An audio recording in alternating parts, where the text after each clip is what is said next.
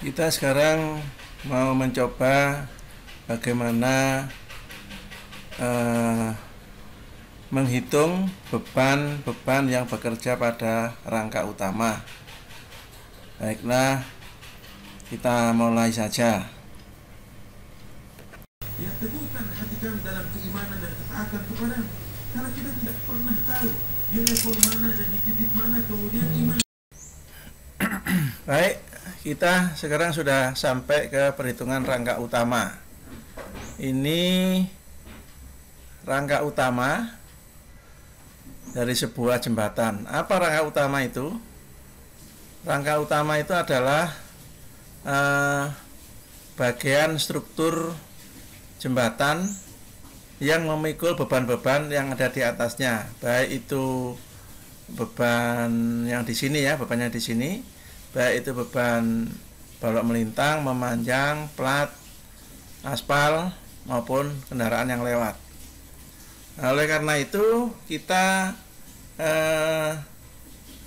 perlu tahu bagaimana beban yang bekerja pada sebuah jembatan. Kita bagi menjadi dua, beban mati dan beban hidup. Ini beban hidup dan beban mati. Beban mati apa? Beban mati itu beban yang diam, jadi artinya dia beban yang tetap, yaitu terdiri dari beban gelagar melintang, memanjang,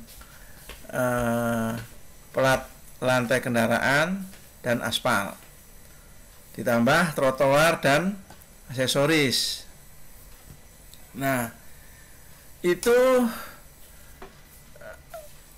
nantinya akan diterimakan di rangka utama, didistribusikan ke peletakan, ke abutmen atau pilar, dan ke pondasi. Nah, beban hidup juga sama, cuman beban hidup di sini ada dua macam, yaitu beban terbagi rata dan beban garis terpusat. Beban terbagi rata ini bekerja di seluruh permukaan jembatan yang dilewati kendaraan, baik panjangnya maupun lebarnya yang dilewati kendaraan. Nah, beban BGT itu adalah beban garis terpusat yang bekerja di lantai kendaraan dan dia berjalan dari A sampai dengan G. Nah, itu yang menyebabkan kita harus meletakkan BGT ini yang paling tepat di mana. Karena dia akan berpindah-pindah. Kalau untuk beban maksimum CJ ini, batang CJ, maka BGT harus diletakkan di tempat tertentu yang menyebabkan CJ ini maksimum. Demikian juga misalkan batang KL, maka BGT harus diletakkan sedemikian rupa sehingga KL ini menjadi maksimum. Nah, untuk bisa meletakkan BGT yang tepat, maka kita harus menggambarkan garis pengaruh dari rangka batang ini. Kalau kita besarkan dulu ya gambarnya biar jelas. Nah, kalau jumlah rangka batang dari jembatan ini kita lihat jumlahnya ada 23, maka garis pengaruh itu jumlahnya adalah 23 juga. Nah, karena ini adalah rangka batang yang simetris antara kiri dan kanan, maka kita bisa mengurangi jumlah garis pengaruh yang 23 tadi menjadi setengahnya. Ya, setengahnya kita harus menggambarkan sekitar 12. Kalau 23 dibagi 2 tidak bisa, menjadi 11,5, menjadi genapkan 12. Nah, dari 12 garis pengaruh tadi kita bisa perkecil lagi apabila kita mau mengelompokkan batang-batang mana yang penampangnya sama. Jadi misalnya kita mau menyamakan CD dengan DE, kita samakan penampangnya, luas penampangnya, maka kita cukup menggambar satu gaya batang garis pengaruh CD atau DE. Demikian juga kalau misalkan HI sama IJ mau kita samakan, nah maka kita cukup menggambar satu ini untuk garis pengaruh HI dan IJ. Namun kita harus pilih yang maksimum. Nah, mana yang maksimum? Nah, saya beri ciri-cirinya ya. Kayak batang rangka ini, kalau untuk batang atas dan bawah itu dia biasanya memikul momen, dan dia akan maksimum di tengah, dan semakin ke pinggir dia akan semakin kecil.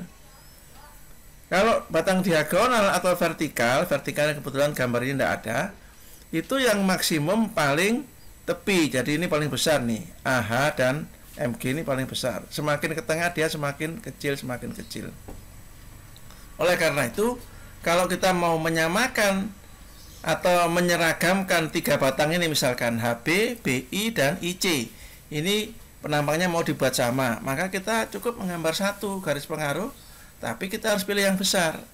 Nah, karena yang untuk batang diagonal dan vertikal tadi besarnya ada di tepi, maka untuk tiga batang ini kita harus menggambarkan garis pengaruh HB, gitu ya. Kalau misalkan HI dan IC, kita menggambar garis pengaruhnya adalah IC yang paling maksimum, yang lebih maksimum daripada HI.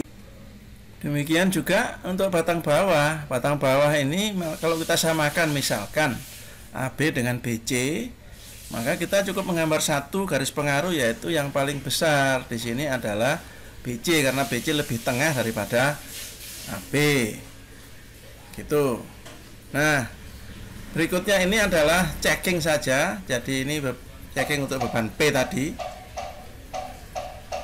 Apa saja yang terkandung dalam beban P tadi? Beban P itu adalah merupakan reaksi dari gelagaran melintang, di mana gelagaran melintang ini akan memikul pelat, memikul gelagaran memanjang, dan memikul aspal untuk beban matinya. Dan itu apa saja? Dia ada berat profil gelagaran melintang, kemudian kalikan lebar jembatan, dikalikan setengah karena dibagi dua pemikul utama kiri kanan, terus dikalikan load factor atau faktor pembesaran, karena kita menghitungnya menggunakan LRFD, Ultimate Design. Kemudian untuk beton, berat beton, nah itu juga berat jenis beton dikalikan tebal, dikalikan lebar jembatan, dikalikan jarak antar gelagaran melintang, dikalikan load factor, dikalikan setengah, juga dibagi kiri kanan. Aspal sama, cuman beda berat jenisnya. Kemudian, nah ini yang agak khusus, sebetulnya profil gelagaran memanjang ini adalah merupakan beban yang mempunyai sifat terpusat tapi di beberapa tempat, karena di gelagaran melintang itu bisa terdiri dari 6, 5 sampai 7 jumlah batang memanjang, sehingga dengan demikian maka di situ ada, kalau 5 gelagaran memanjang berarti ada 5 beban terpusat. Kalau dia 6 ya 6 beban terpusat, kalau dia 7 ya 7 beban terpusat. Namun untuk bisa dijumlahkan ini menjadi beban merata, maka yang beban terpusat banyak tadi harus dijadikan beban merata dengan cara membagi lambda dengan B1, sehingga nanti jumlahnya menjadi hasilnya menjadi beban merata. Nah, ini adalah beban daripada beban kendaraan, beban hidup kendaraan. Beban hidup kendaraan ini karena yang satu adalah BTR yang merata sepanjang jembatan, maka besarnya dia sama tergantung dari lebar lambda. Jadi kalau di sini besarnya V, di sini juga V, di sini juga V, ini V, ini V, ini setengah V, karena ini hanya memikul setengah lambda. Sedangkan BGT itu reaksi dari gelagaran melintang yang akibat beban kendaraan, dia berjalan dari A sampai dengan G. Ya, ini yang harus kita jalankan dan kita tempatkan di tempat mana nilai garis pengaruhnya adalah paling besar. Nah, beban V itu apa saja yang terkandung di dalamnya? Beban V itu adalah beban BTR dikalikan lambda, dikalikan lebar jalur lalu lintas, ini yang dilewati kendaraan, dikalikan load factor, dikalikan setengah dibagi kiri kanan, ditambah beban pejalan kaki trotoar, yang kiri untuk rangka sebelah kiri, yang kanan untuk rangka sebelah kanan. Nah, VKEL ini sebetulnya nama lama, nama barunya harusnya VBGT. Itu adalah beban hidup kendaraan yang berupa beban garis terpusat, yaitu yang disingkat BGT, dikalikan 1 plus FBD. FBD ini adalah faktor beban dinamik. Kalau yang lama itu DLA, itu Dynamic Load Allowance, itu sekarang jadi FBD yang aturan baru. Itu biasanya kalau bentang pendek dia dipasang sekitar 0,4, tapi kalau panjang dia bisa berkurang bahkan sampai 0,3 ya. Dikalikan lebar jalur, dikalikan load factor, ini beban pembesaran, dikalikan setengah karena ini dibagi ke rangka kiri dan rangka kanan. Nah, kemudian beban trotoar ini bisa dihitung tersendiri, nanti dibebankan ke masing-masing rangka utama. Kalau yang trotoar kiri ya untuk rangka kiri, trotoar kanan juga untuk rangka utama yang kanan. Apabila dia sudah dihitung, dimasukkan dalam beban V di sini, maka beban trotoar tidak perlu dihitung lagi. Nah, begitulah mengenai pembebanan pada rangka utama. Sekarang bagaimana kita menghitung gaya-gaya batang yang maksimum sesuai dengan garis pengaruh? Maka untuk video berikutnya kita coba untuk menyelesaikan menghitung gaya-gaya batang dengan menggunakan garis pengaruh.